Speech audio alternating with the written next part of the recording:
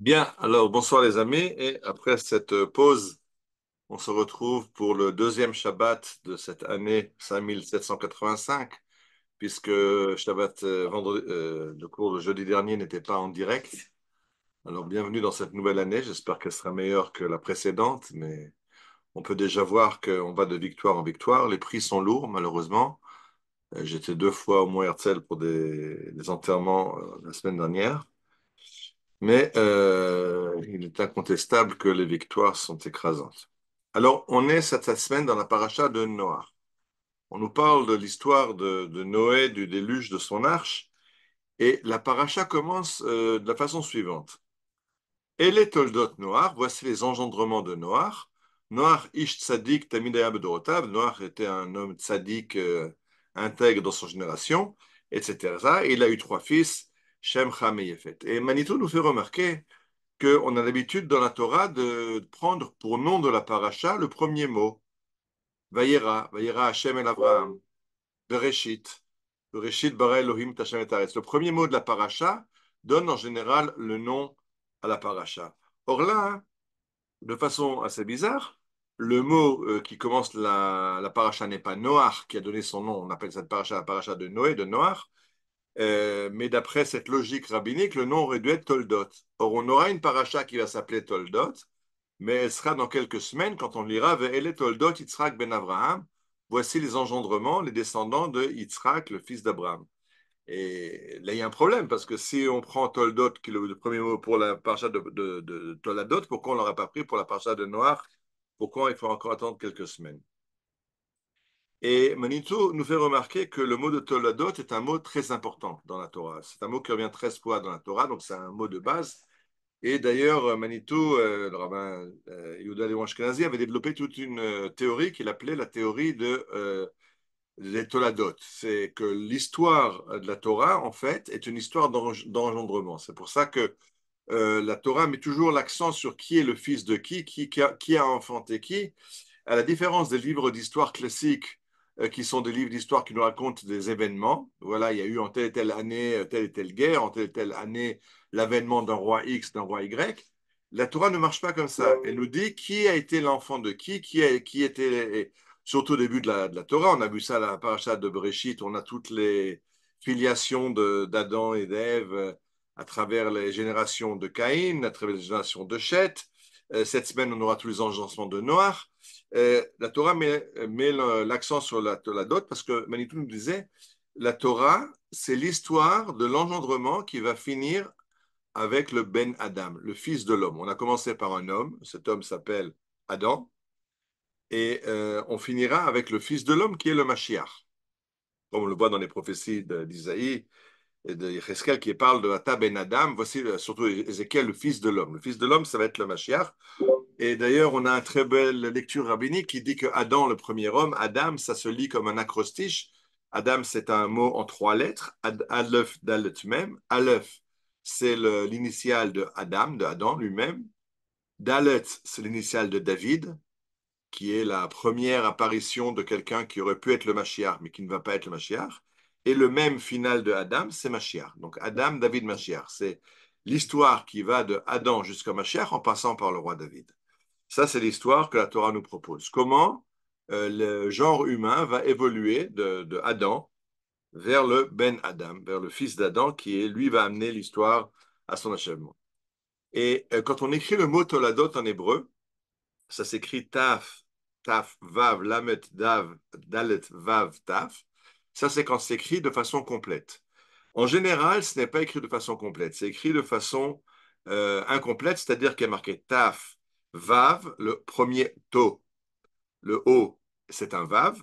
Mais le Toladot, le deuxième O, Toladot, lui, c'est un Cholam, c'est juste le point qui est au-dessus de la lettre, mais il n'y a pas la lettre Vav. Donc, c'est un Toladot qui est pas entièrement complet. Et effectivement, la première fois et la seule fois dans la Torah où le mot Toladot apparaît au complet avec deux Vav, c'était quand Dieu a dit la semaine dernière, Elle Toldot Hashamayim Va'aretz. Voici les engendrements du ciel et de la terre le jour où Dieu les a créés. Donc là, on a Toladot complet, c'est dans la création de Dieu qui crée le monde. Et à l'opposé du Toladot complet, on a des Toladot incomplets qui sont les Toladot qui vont apparaître beaucoup de fois dans la Torah, comme par exemple Toldot Noach, Toladot Yitzhak, etc. Et il y a une fois où le mot Toladot est complètement manquant, c'est-à-dire qu'il n'y a aucun vav. Les deux O ne sont que des points au-dessus des lettres. Et ça va être la fois où on va lire dans 2 semaines, Ve'ele Toldot Ishmael ben Avram. Et voici les engendrements de Ishmael ben Avram. Les Toldot de Ishmael sont des Toldot très problématiques. On peut le voir aujourd'hui quand on doit se mesurer avec ce Toldot Ishmael qui nous font la guerre, parce que je le dis, je l'ai déjà dit plusieurs fois, que la guerre aujourd'hui ne nous oppose pas aux Arabes. Ça, c'est une grande erreur de croire que la guerre est avec les Arabes. Je rappelle que l'ennemi qui tire les ficelles derrière tout ça, c'est l'Iran. Et l'Iran ne sont pas arabes, ils sont ariens de race aryenne, mais ils sont de religion musulmane. La contestation qu'on a aujourd'hui, c'est une confrontation avec l'islam, pas avec les Arabes.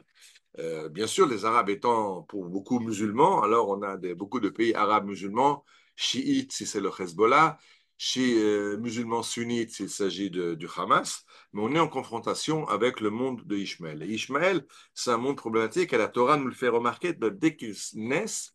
Il est marqué Ele Toldot Ishmaël ben Abraham. Ces Toladot sont entièrement manquants. Il n'y a pas la complétude qu'il y a dans le mot Toladot qu'on peut trouver dans les Toladot de Noach ou dans les Toladot de Yitzhak. C'est pour ça que c'est important de lire le texte en hébreu, non seulement de comprendre que la Torah nous parle d'engendrement et d'une filiation qui va amener à la perfection dans le monde, mais comprendre qu'il y a une perfection totale qui est la perfection du monde créé par Dieu au départ, que l'homme va devoir parachever, et que Ishmaël, lui, pose le problème dans cette filiation. Et, et même tout nous fait remarquer encore une chose, que Abraham n'est pas considéré comme l'ancêtre du peuple juif. Le peuple juif s'appelle Israël. Israël, c'est le nom de Jacob. Pourquoi? Parce que Abraham, c'est effectivement l'ancêtre du peuple juif, comme Adam est l'ancêtre du peuple juif. Mais Adam a eu encore beaucoup d'autres lignées humaines qui ne sont pas le peuple juif.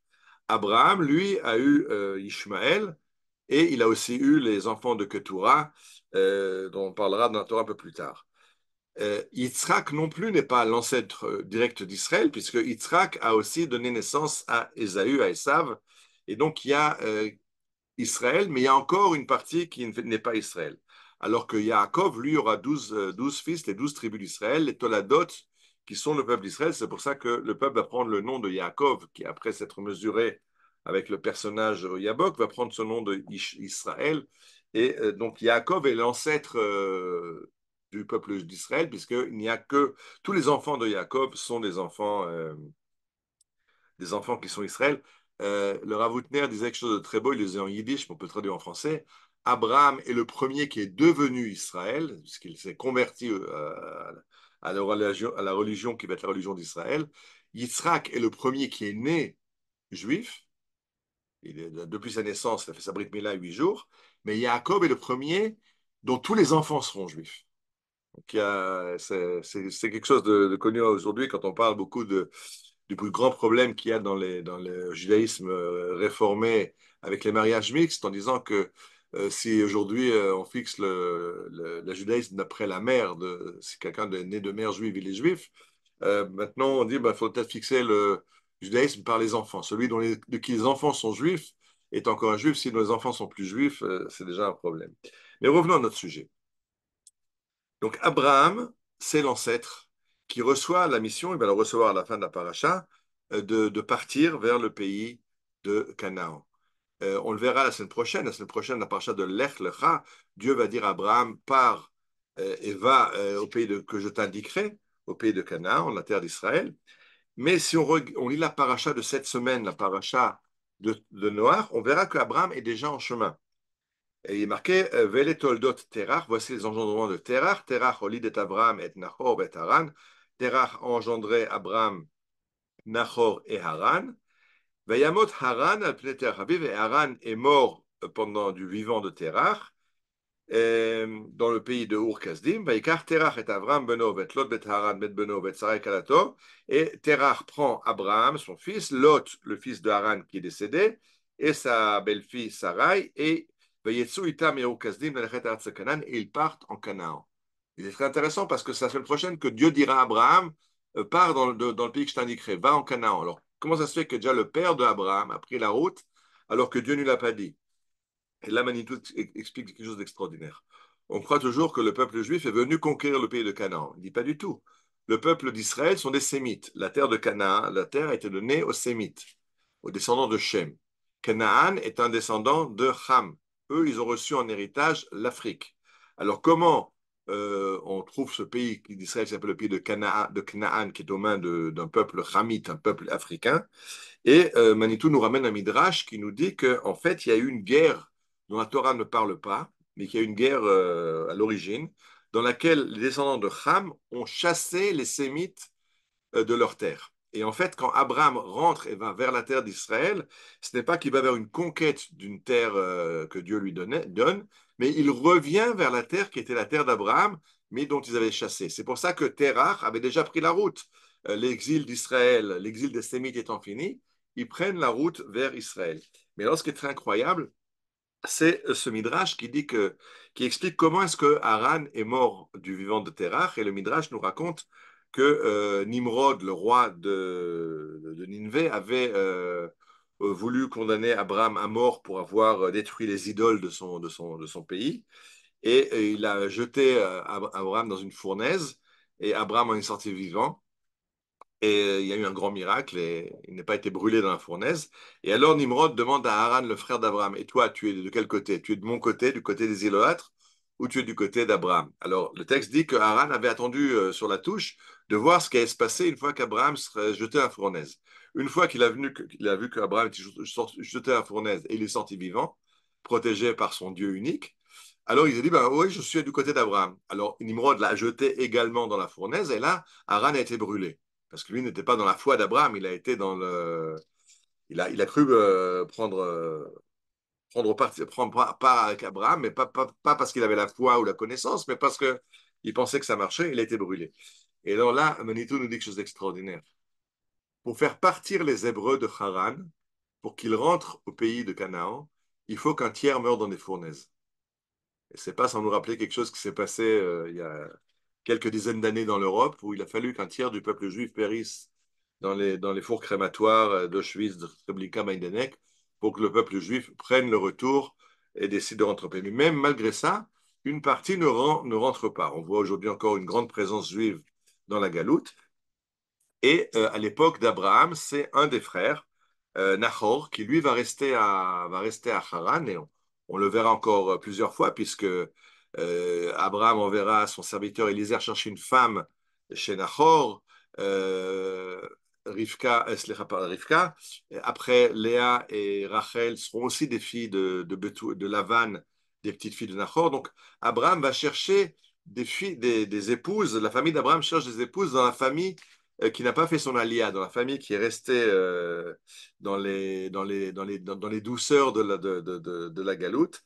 Et Manitou, vous avez remarqué quelque chose d'incroyable, que Aram, la patrie qu'ils se sont donnée, la patrie d'exil où ils ont préféré rester, Aram, c'est les mêmes lettres que Amar, Rika. C'était déjà l'Amérique de l'époque. Il y avait un pays qui était qui était très sympathique, où les Juifs se sentaient bien dans leur exil. Mais ces gens-là vont décider de se couper du peuple d'Israël, de ne pas revenir. Et Manitou, c'est très grave, parce que de la même façon qu'on voit que la famille d'Abraham, Nahor, est restée en Aram, et non seulement il n'est pas rentré au pays, mais même après, il va essayer de mettre des obstacles sur la route de Jacob. De la même façon, le judaïsme qui refuse de rentrer en Israël met des écueils sur la route des Juifs en Eretz Israël. On peut voir aujourd'hui Amos Hochstein, ce juif américain qui essaie d'empêcher Israël de poursuivre la guerre et de la gagner de façon totale. Alors l'histoire se répète. Et c'est pour ça qu'on étudie la Torah chaque année, parce que elle nous donne un message qui est actuel à chaque génération. Et si chaque année, les Juifs assis à la table du Seder de Pessah lisent un texte Arami, pardon, Arami Oved Avi, que Lavan, l'araméen, a décidé de détruire la famille de Jacob. De la même façon, les Juifs araméens, améréens, américains aujourd'hui essaie de mettre des bâtons dans les roues de l'État d'Israël, que ce soit l'ambassadeur en Israël qui est un juif américain, que ce soit le préposé aux accords avec nos ennemis Horstein, qui est un juif américain. C'est tous des juifs américains qui essayent d'empêcher Israël d'aller vers la victoire, à laquelle on arrivera malgré eux, de la même façon que Abraham, Isaac et Jacob sont arrivés à leur plénitude, malgré les embûches que Lavan a mis sur leur route. Shabbat Shalom et Bezrat Hashem à la semaine prochaine.